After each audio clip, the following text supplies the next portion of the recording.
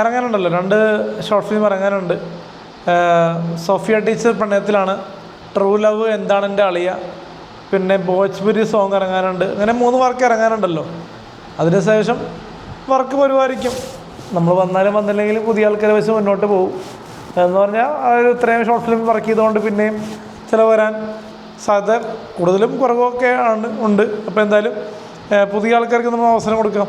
കാരണം അവർക്ക് ഓരോ തിരക്കും കാര്യങ്ങളൊക്കെ ഉണ്ട്, പുതിയ വർക്കൊക്കെ വരുന്നുണ്ട്.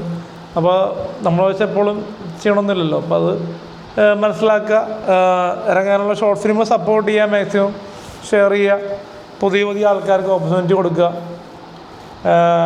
അപ്പോൾ പോയിട്ടൊന്നുമില്ല, മെസ്സേജൊക്കെ ഉണ്ട്. പക്ഷേ പുതിയ വർക്കിലൊന്നും കമ്മിറ്റ് ചെയ്തിട്ടില്ല ഇതുവരെ. എൻ്റെ പുതിയ 10 ബജറ്റ് അനൗൺസ് ചെയ്തിട്ട് ഇതുവരെ എന്നോട് ചാൻസ് ചോദിച്ചിട്ടില്ല. പിന്നെ നമ്മൾ അങ്ങോട്ട് വിളിച്ചിട്ട് കുറച്ച് ബിസിയാന്ന് തോന്നുന്നു പുള്ളിക്കാരത്തി. അപ്പോൾ അതുകൊണ്ട് ബിസി മാറിക്കുമ്പോൾ എന്തായാലും വർക്കുകളിൽ വരുമായിരിക്കും. കാരണം 10 ബജറ്റ് ഉണ്ടല്ലോ.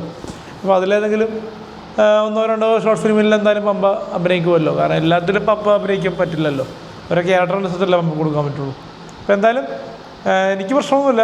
പമ്പ വരുമെന്നുണ്ടെങ്കിൽ പമ്പക്ക് ചാൻസ് കൊടുക്കും, വല്ല പ്രശ്നമൊന്നുമില്ല. അപ്പോൾ എന്തായാലും നിലവിലുള്ള പ്രൊജക്റ്റുകൾ റിലീസ് കഴിഞ്ഞിട്ടേ പമ്പയായിട്ടുള്ളൊരു വർക്കുകൾ നിലവിൽ പ്ലാൻ ചെയ്യൂ. കാരണം നിലവിലിപ്പോൾ സോഫിയ ടീച്ചറും ട്രൂ ലവും ഈ വരുന്ന മാസങ്ങളിൽ റിലീസ് ചെയ്യണം. അപ്പോൾ അതിൻ്റെ എഡിറ്റിങ് ഒക്കെ ഈ മാസം ലാസ്റ്റോടെ നടക്കുമെന്ന് ഉദ്ദേശിക്കുന്നു. അപ്പോൾ അതിനുശേഷം അത് പ്യാരി മീഡിയ വഴിയാണ് റിലീസ് ചെയ്യുന്നത്, സോഫിയ ടീച്ചറും ട്രൂ ലവ്. അപ്പോൾ അത് മാക്സിമം സപ്പോർട്ട് ചെയ്യുക. ഇപ്പോൾ യൂട്യൂബിൽ ഓടിക്കൊണ്ടിരിക്കുന്ന എന്താ പറയുക, പമ്പയുടെ തന്നെ 3ാമത്തെ വർക്ക് റിലീസാക്കിയിട്ടുണ്ട്. അപ്പോൾ അതിൻ്റെ പേര് ശ്രീകുട്ടൻ്റെ കല്യാണം.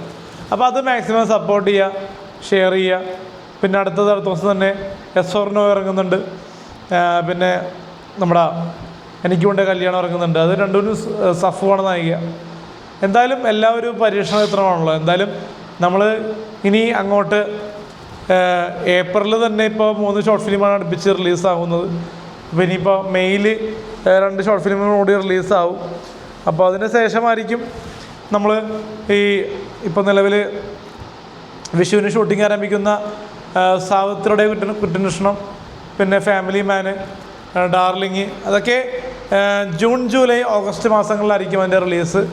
പിന്നെ ഓണത്തിനായിരിക്കും നമ്മൾ അഡ്വക്കേറ്റ് ലക്ഷ്മണൻ പിള്ള ഡേഡീസിനുള്ളി എന്ന് പറഞ്ഞ വർക്ക് റിലീസാക്കുകയുള്ളൂ. അപ്പോൾ ജൂൺ ജൂലൈയിലായിരിക്കും ഷൂട്ട് കാര്യങ്ങളൊക്കെ വരുന്നത്. പ്രതികുറ്റം സംബന്ധിച്ച് സാറാണെങ്കിലും ബിസിനസ്മാൻ ആണെങ്കിലും പാവപ്പെട്ടവനാണെങ്കിലും അപ്പോൾ അങ്ങനത്തെ സബ്ജക്റ്റൊക്കെ ജൂൺ ജൂലൈയിലായിരിക്കും ഷൂട്ട് വരുന്നത്. ഇപ്പോൾ തൽക്കാലം ഈ ഒരു 3 വർക്ക് മെയ് ഏപ്രിൽ മാസം ഷൂട്ടുണ്ട്. ഫാമിലി മാന്, പിന്നെ നമ്മുടെ